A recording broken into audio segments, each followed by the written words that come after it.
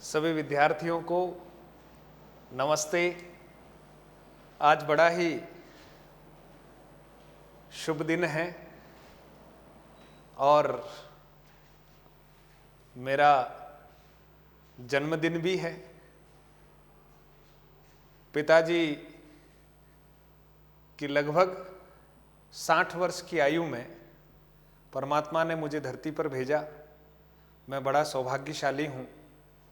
माता पिता के आशीर्वाद से आप सबके समक्ष शिक्षक की भूमिका निभा पा रहा हूँ।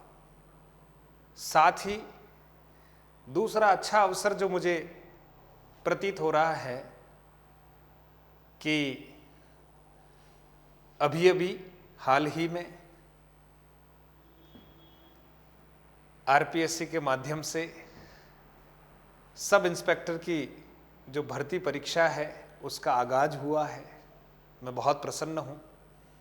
लाखों लाख मेरे ऐसे विद्यार्थी जो बचपन से सोच रहे थे कि मेरे शरीर पर खाकी वर्दी और खाकी वर्दी भी स्टार के साथ धारण करना चाह रहे हैं, बहुत सुनहरा अवसर हमको मिला है।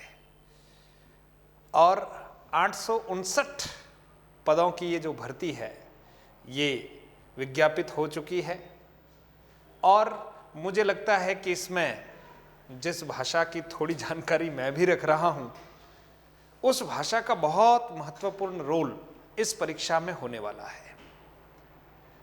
हिंदी भाषा की बात कर रहा हूँ और 200 अंकों का 100 प्रश्नों का हिंदी भाषा और व्याकरण को लेकर एक प्रश्न पत्र आपके सामने होने वाला है। और जहाँ तक मेरा मानना है कि सब इंस्पेक्टर भर्ती परीक्षा में जो महत्वपूर्ण भूमिका भाषा की रहती है हिंदी की, उसमें मैं आप सभी का मार्गदर्शन करूं।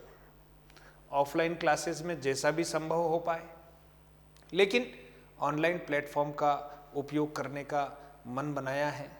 और दूर दराज के मेरे सभी गुदड़ी के लाल, उनके लिए कुछ न कुछ प्रयास करना है। और जन्मदिवस का मौका है, मैं और क्या अच्छा संकल्प लूं। मुझे लगा कि ये संकल्प मेरे लिए और आप सबके लिए फलीभूत हो, ऐसा मेरा प्रयास रहने वाला है। मैं रोज कुछ न कुछ आपके लिए अच्छे से ऑनलाइन प्लेटफॉर्म के माध्यम से लाने जा रहा हूं। मुझे आशा ही नहीं बल्कि पूर्ण विश्वास है कि कहीं भी किसी भी कोने में बैठा हुआ मेरा विद्यार्थी, मेरे भारत का वो वीर बालक जिसके मन में बहुत सारे सपने हैं, उनको साकार करना चाहता है। सुविधाएं कम हैं, अभाव से कहीं न कहीं ग्रस्त है, लेकिन हिम्मत हारने की आवश्यकता नहीं है, क्योंकि इस कोविड ने बहुत सारी बातें हम सबको सिखा दी है और अपने अंदर जो शक्तियां हैं उनको पुनः जागृत करने का एक अवसर दिया है। इसलिए आपको चिंता करने की आवश्यकता नहीं है। मैं हिंदी को लेकर आप सबका मार्गदर्शन करने वाला हूं और मैं अपने अगले वीडियो में पूरा सिलेबस भी आपके सामने डिस्कस करने वाला हूं।